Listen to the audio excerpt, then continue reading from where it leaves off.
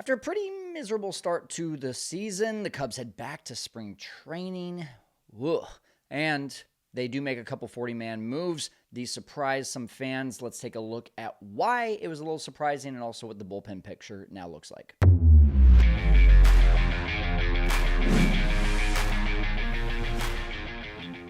Hey, welcome in, Cubs fans. It is Friday, March 21st. We are now 6 days away from the stateside opener, but of course the Cubs just left Japan 0-2. We don't have to sulk on that too much. We're going to look forward to the future in most of this episode of The Setup Man. If this is your first time joining us, we are a Cubs-only podcast and YouTube channel.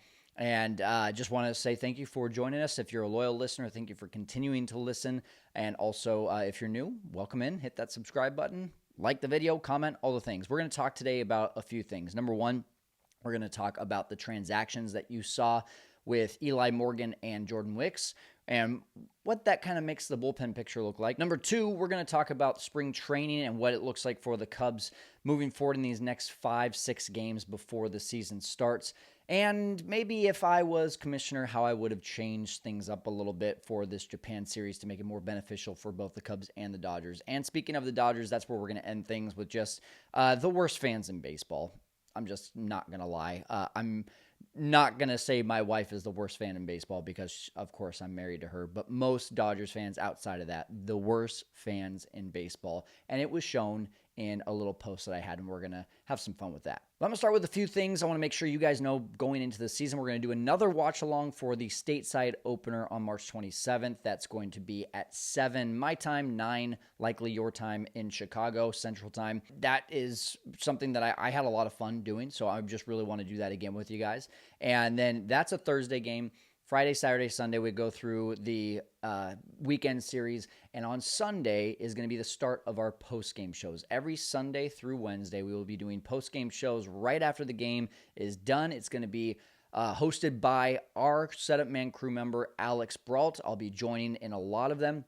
But I want to make sure you guys are there for that because we're not only just doing post-game reactions like a lot of other podcasts do, but we're also inviting you to come in and give us your thoughts as well. You can call in, you can rant, you can celebrate, you can do all the things that you want to talk about from that game. So that's really exciting for us. We're really excited to do that. It's going to be immediately after the games on Monday through Wednesday. On Sunday, it'll be later in the day so that you guys can have your Sunday family time. And then we'll recap that weekend series. So make sure that you are tuning in for that. Before I get into the transactions, there is a video yesterday that I released, and I want to address it. I feel like it's necessary to address just because a lot of you loyal listeners and viewers are always looking forward to the things that I'm putting out, so I appreciate that. And maybe a video missed the mark for expectations yesterday, but guys, I just want you to know that my goal is always to provide great information that you don't have the availability of at home, or maybe you haven't thought of as well. And so when I think about a guy like Ben Brown, who has been on the sidelines for 6 to 9 months, depending on what you consider being on the sidelines, and had a major injury, a freak injury, and then comes back and we see the velo down a couple miles an hour, the goal for me was like, maybe he's trying to relearn his mechanics. Maybe it's just a strength thing. And so when I made this video, I really thought that the information would be valuable for you guys. And a lot of people were just like, no, why are you making stuff up right now? And I didn't really feel like I was making anything up. That was a genuine question. I never make videos or podcasts for you guys that aren't genuine questions that I have. And so that's been something as I've watched spring training and I've seen the fastball up in the zone, not down in the zone. I've seen the death ball sometimes really sharp, sometimes not. I've seen the velocity down. I just genuinely had that question of like, hey, is this a guy that right now we should be worried about or that we can rely on? And the answer just kind of came down to, was it strength or was it mechanics? And as you watched that video, you saw it wasn't a mechanics thing, it was a strength thing. So I realize that March 20th, just so you know, like I'm not sitting here and being like, oh yeah, like we should really be worried. It's just a question of like, hey, March 20th, and this guy might not be ready for a major league uniform quite yet because he has gone through a lot of stuff. And so that was my goal. I realize, obviously, that like if we did that in June, it's a little bit more relevant to everyone. But I always want to ask the questions to give you guys the most information. So Yeah, just continue to comment. I appreciate the engagement, and I appreciate you guys letting me know what you think. But always know that I'm just coming from a place of wanting to give you information. All right, let's go ahead and move on to the transaction. So yesterday, being March 20th, it was announced that Jordan Wicks and Eli Morgan were optioned to AAA.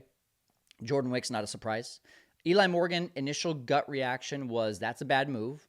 That was the things I was worried about because there's so many guys that the Cubs brought in, the Caleb Thielbars, the Ryan Presleys, the Ryan Braziers, all of these guys without any options, along with the fact that you have some guys that had either surprisingly good 2024s or surprisingly not so good 2024s that you're kind of like, hey, do we give them some runway? Also without options. Of course, I'm talking about Tyson Miller and Julian Merriweather. It created a situation where we kind of saw there's going to be one or two guys in this bullpen that may be the odd men out and may have to be optioned to AAA.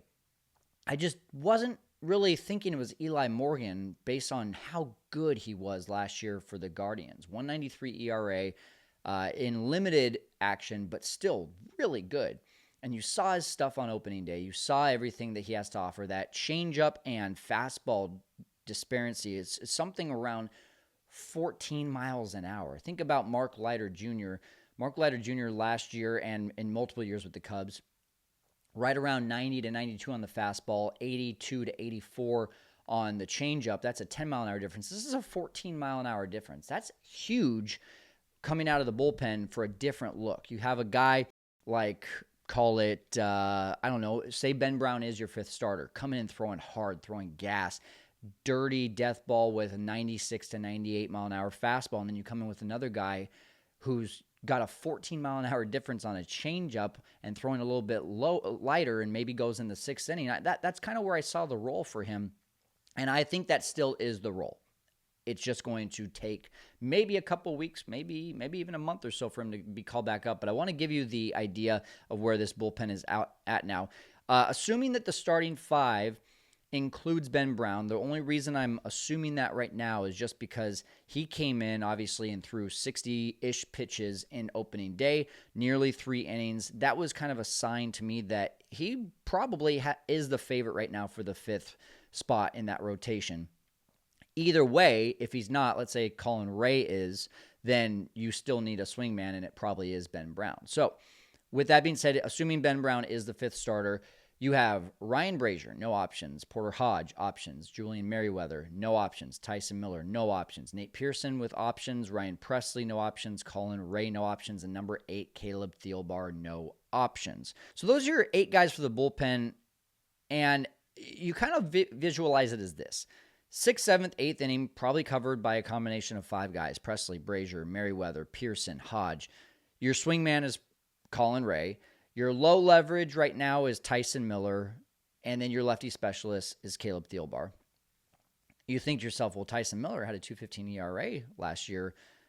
He was one of the best relievers for the Cubs. Well, 2 things. Number 1, he's not performing in spring training. There are question marks, especially with the fact that he is not a high-velocity guy. He relies so much on his command. He's literally had outings in spring training where he doesn't throw a strike for 10 pitches in a row, somewhere around that number. So there's concerns with him right now. Also, the fact that last year was an outlier for him. Most of his career, he has not been an effective pitcher in the major leagues. And then the other thing is they just got better. The team got better in terms of depth for the bullpen in the offseason. Brazier, Presley, you get Merriweather back and healthy. Caleb Thielbar, it's to be seen if he's going to be, quote-unquote, improving the bullpen, but he looked really good on opening day. So if you assume these are the 8 guys, my now reaction after doing a little bit of research is this Eli Morgan thing makes a little bit more sense. If it was Nate Pearson instead of Eli Morgan, obviously if it was Porter Hodge, which would have been crazy, instead of Eli Morgan, then you really say, what are we doing here? But Eli Morgan, with this group of guys, probably is a 5th or 6th inning guy, not a super high leverage guy, at least not yet. Has not been put into a bullpen where most of these guys are throwing 95 plus, and he's coming in throwing 91, 92, you imagine they would want to go with the velocity on the higher leverage type of situation. So the only potential problems I see here with the move, Hodges' velocity, which has been down, and he's been just kind of meh this spring training and going into the regular season, although he did look good on opening day, walked a guy, but aside from that, clean inning. His velocity stays down, and it takes him a while to ramp up. Presley, who is already being given the nickname of Stressley Presley, isn't reliable, at least not right off the bat. Nate Pearson continues to give up the long ball and struggles, and Julian Merriweather, coming off of a really great 2023 and then a injury play 2024, ends up being not effective. And then you have these decisions to make. If Julian Merriweather struggles, then what do? Do you DFA Julian Merriweather? A guy like that has a lot of upside. So do you just ride it through? And meanwhile, he doesn't have any options, but Eli Morgan does, so you just keep him down there. Meanwhile, he's in AAA, lighting it up, and isn't allowing any base runners, isn't allowing any runs. That's a very real problem that we have seen in the last couple of years, where it's like, hey, some of the better talent is down in AAA, yet because of these business decisions, we have to just roll with what we've got in the majors. And let me just be clear, that's only if one of these situations happens. If Hodge isn't working out, if Presley isn't working out, if Nate Pearson is giving up the long ball, if Julian Merriweather is struggling, those are when these situations start to happen. But there's injuries that happen all the time. There's guys that will have a little nagging injury, will be put on the 10-day IL, even though they may not need the full 10 days, and that's where Eli Morgan's going to come up. Another option and another thing that we look at here is, well, what about Brad Keller? Are you telling me that Brad Keller, who has looked great in spring training, is going to be DFA'd? Or it's a minor league baseball deal, sorry, so not DFA'd. Is he going to be optioned to the minors and then he opts out and then goes and pitches for another team? That's where you start to wonder, okay, is the final spot actually down to a guy like Brad Keller and Ben Brown? Or is the final spot down to a Brad Keller and Tyson Miller, and then they would have to DFA Tyson Miller? So that's where you start to see, like, all right, there's still guys with options.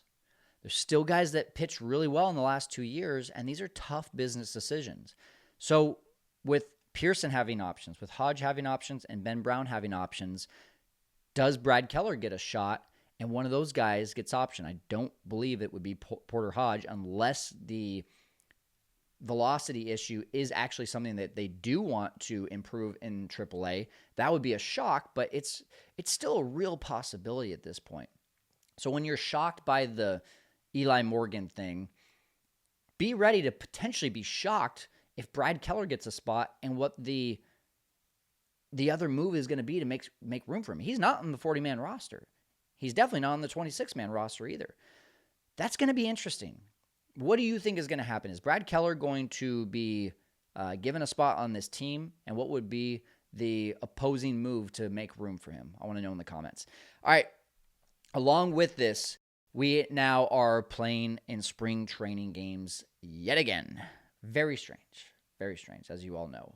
And I would say today, on March 21st, it is a completely meaningless game. Lineups have not come out yet. But you have to imagine that with all these guys who are talking about how difficult jet lag was going to Japan and how it took 3-4 days to get acclimated, they were just playing a game 2 days ago in Japan. And you're going to tell me that these guys are now champs at taking over jet lag and can go out there and play at 3 p.m. Central Time in spring training? I don't buy that. I don't think you're going to see any regulars today. And if you do, it would, I don't know, I think that would be shocking. I honestly think it would be a mistake to put regulars in the lineup today because they still need to figure out their routines coming back from Japan. So you're probably seeing a meaningless game today with a lot of minor league guys. And then on Saturday, a split squad situation. So now you do need to see regulars. And that feels rushed even with that. So we talk about this problem of Japan, and I want to provide a 3-pronged solution. Here, let me go to the board. No, but seriously, I do have 3 parts here of a solution. And let me be clear. I am not upset about Japan because the Cubs lost. I was upset about Japan going into it. Was I upset about the fact that there was a Japan series? No, I just was upset with the fact that this could have been scheduled out better, and the league could do a better job of realizing this is a major inconvenience for both of these teams. Even though the Dodgers went 2-0, this is a major inconvenience for the Dodgers as well. When you look at the records coming out of Korea last year, when the Dodgers and the Padres played, the Dodgers went on to have a really good record by the end of April, 18-12 after that first two games. But right out of the gate, the first 21 games after Korea, the Dodgers were 11-10. This is a 98-win team, a World Series team, and they basically played 500 right after Korea. The Padres, on the other hand, 14-17 by the end of April, and not including the 1-1 in Korea. So overall, they were 15-18 by the end of April. But 31 games after Korea, they went 14-17. And they end up making it to the playoffs and were one of the best teams in baseball, but it took them a while to hit their stride as well. So these are the points that I have, is just when you interrupt, especially major league pitching, I think that's the biggest part. When you interrupt that flow that they're used to having, you're going to have these situations where it takes longer for these guys to get back into the groove. Look at Blake Snell last year. Look at Jordan Montgomery. Look at, even from a hitter's side, J.D. Martinez. These guys did not have a full spring training, and for that reason, they really struggled either the entire season or just in the beginning of the season. So here's my three-part solution. Number one is start the season later. Games used to start in April. Do you guys remember this? Games used to start in April. And there didn't used to be every single year like there has been recently where there's games in a different country to start the season. So what day that is, I'm not exactly sure, but I do know that the Cubs and Dodgers had to start spring training earlier than everyone else. Why don't we just say, hey, Cubs and Dodgers, you start spring training normally where you usually would. Report by February 15th. Don't report by February 9th or 10th. And then we'll just start the season 5 days later. Instead of March 27th, we'll start the season on April 2nd, which is where it used to be. And then the season would end October 1st or October 2nd, and then the playoffs start. This year, the season starts for everyone March 27th, and then for the Cubs, it ends on September 28th. There's 3 days to play with there, and I just feel like that would have been a very easy solution for the first part. Number two, front load all the spring training games. I don't believe that the Cubs playing in these 5 or 6 games before the season starts is going to help anyone that much. I think in terms of getting the reps in, yeah, but if we're just talking about reps, those reps could have happened before Japan. So play those games before Japan, go to Japan, get your 3 or 4 days rest after Japan. If you want to, go to the backfields and do a simulated game. Let the team do that. If you have the Dodgers as well that want to be a part of that, and you say, hey, since you guys played us in Japan, why don't we all do a simulated game so we're not playing against internally our teams, we're playing against you guys as well. I think that could be an easy solution. Or you could even do one more Dodgers and Cubs game 2 days before the actual start of the season in front of fans just to get that feel. Just one game, though. Just one. Maybe 2 if the organization wants to do that on their own and do a simulated game, but we don't need to be forced back into spring training. That's very emotionally weird for everyone. The organization, the players, the fans, the coaches. It's very strange. And then lastly, allow for an 8 to 10 man taxi squad and a 31 man roster. The Cubs were allowed, the Dodgers were allowed 5 men for the taxi squad and a 26-man roster. That forced the hand of Dave Roberts and Craig Counsell to make really difficult decisions way before anyone else had to make those decisions. And for that reason, it was a very big inconvenience for the Dodgers and the Cubs. Nicky Lopez was a casualty of that. Nicky Lopez had a phenomenal spring, 9 for 20, 9 for 21, something like that. Played great defense, was, by all accounts, seemed like an amazing teammate. But because the Cubs had to make really early decisions, Nicky Lopez, who I don't think you could have played any better than he did, given the fact that he was signing on a minor league deal, just said, all right, see you later. You know, what happens if Matt Shaw got injured in Japan, re-injured that oblique? What happens if Gage Workman, I don't know, just doesn't work out at all. And he gets injured. What if Vidal Brujan gets injured? What if all these things happen between now and March 27th? Well, if you're on a regular spring training schedule, Nicky Lopez, hey, guess what? You made the team. But because the Cubs had to make those decisions by March 12th, that's 15 days earlier, they had to make a lot of gut decisions and hope that it doesn't come back to bite them. So if you do a 31-man team, Nicky Lopez is probably on the taxi squad, and he's probably not on the 31-man team, but at least you give him another 2 weeks for the Cubs to be able to make a decision about him. That, to me, takes a lot of pressure off of the team. It also, if you remember, like, Matt Shaw didn't know he was going to Japan until basically the day of Japan. I don't even know if his wife went with him. Hey, honey, go pack your bags and wait by the front door, pretend like we're pregnant, and as soon as you get the call, you're rushing over here with the car or with an Uber. If you have a bigger roster, if you have a 31-man squad plus another 8 to 10 on the taxi squad, then that's an easy decision a week before, and allows you to be able to invite the people that you want to invite and not put pressure on the coaches, not put pressure on the families, not put pressure on the players. Maybe you guys are done talking about it. Maybe you guys are annoyed of us still talking about the Japan series. But at the end of the day, like, we complain a lot, and so I just wanted to provide a solution. So let me know what you think about that solution in the comments. And speaking of a problem, Dodgers fans, my goodness. So I posted a video of the Shohei Ohtani thing with, the home run versus ground rule doubles reaction video. Of course, I don't think that if that ball was ruled a ground rule double that the Cubs win the game. But, man, that is what Dodgers fans defaulted to. And I got to tell you, as a Cubs fan, yeah, am I annoyed by White Sox fans and Cardinals fans and Brewers fans? Yeah, absolutely. But I got to tell you, the worst fans in baseball are the Dodgers fans. And I'm sorry if you are one or whatever. I'm married to one. She's great. She's not an annoying Dodgers fan. But I'm talking about the majority here. I'm not talking about every single Dodgers fan. There's lots of Dodgers fans that go back to, as old as probably seeing Vin Scully in his first couple of years. And those aren't the fans I'm talking about. The fans I'm talking about are the ones that jump on the bandwagon, want to go to the games because the celebrities are there, and know nothing about the team. My question I always ask people whenever they say they're a fan of a team is, name 5 players on your team. Just name five players. If you can't name 5 players on your team, you're not a fan. If you can't name even 20 players on your team, I'm sorry, you're not a fan. You're not a real fan. You're a casual fan, which is fine. You can be a casual fan. Just shut up in the comments. Just don't talk. That's all it is.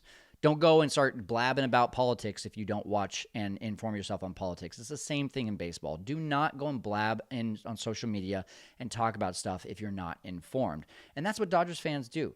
I literally texted a Dodgers fan after the Cubs opener in Tokyo, and I said, that was rough to watch. Congratulations on your juggernaut team. Their response was, what are you talking about? I was like, the game. Did you wake up for the game? No, I'm not going to wake up for a spring training game. What? You're a diehard Dodgers fan who talks crap all the time when the Cubs play the Dodgers. You have lost all credibility with me. I am not going to listen to any of your crap talk anymore. You didn't even know that your team started the season today. I have plenty of stories like that going to Dodger Stadium where it's just like these fans know nothing about the game. So when I post this video and I see the comments, you're going to get called out. So let's just read some of these. Reached over, but if you look at where it hit his hands, it would have gone over. It would have hit his chest. Blind. Ignorantly blind. Then this next guy, the Sacks guy 21, says exactly what is correct here. It doesn't matter where it would have gone. The fact is that the fan reached into the field of play, and then Dodgers fan response, nope. Just great information. Thanks. Another Dodgers fan talking about the location of the ball. He was not bent over, and his hand was up high, not down low. What are you watching? And second of all, it doesn't matter where it is. His hand is over the fence. That is fan interference. Know the rule or don't comment. Get your time machine out and fix it. Ha-ja, go Dodgers. Learn how to spell. If it wasn't today, he would homer tomorrow. Big whoop. Dude is once-in-a-lifetime talent. Just accept and enjoy the show while it lasts. Play on show. No, like that. You don't get to bend the rules for players. That's just the whole thing is You know, and this guy, whoever DG1226 is, knows that if it was any other player, even on the Dodgers, if that was Kike Hernandez, that ball would have been ruled a ground rule double, and you don't get to bend rules for players. I don't care how big you are. Now, there is some sane Dodgers fans, so thank you, Tony of the Tower, Dodger fan and Ohtani fan. That was easily only a ground rule double. Sorry, Cubbies, we owe you one back in the U.S. See, there are reasonable Dodgers fans. I give them that. New York was sleeping, absolutely. Dodgers would have won anyways. Again, and then asked to hit the button. Again, we're not talking about if the Dodgers would have won. Of course they would have won. It was a 3-run game. This was 1 run. It's not what we're talking about. And then Angel Wings, I was confused because I thought he was put on second, and then I hear it was a review and it was ruled a homer. I didn't complain because I'm a Dodgers fan. But yeah, anyway, I was confused. So Angel Wings 2, you're also forgiven. It's wild. I don't know. Dodgers fans, not great. Cubs fans, appreciate you, though. Appreciate you listening to this. And let's go Cubbies going into the weekend. Let's go Cubbies going into the season. Keep joining us. Keep on putting on your calendar all of the post-game shows that we're going to be doing. And we will see you there. I'm going to go put my arm on ice. See you later, Sep Nation.